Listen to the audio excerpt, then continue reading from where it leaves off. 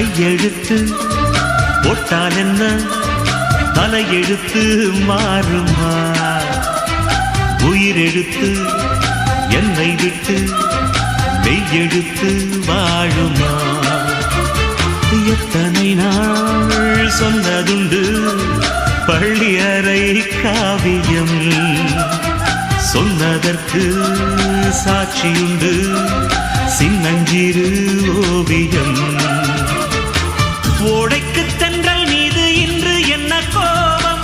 ஒட்டாமல் எட்டிச் சென்றால் யாருக்கு என்ன லாபம்? நீ சின்னமான் என் சொந்தமான். கல்யாணம் கச்சேரி கால் கட்டு எல்லாம் ரயிலேறி போயாச்சிடு.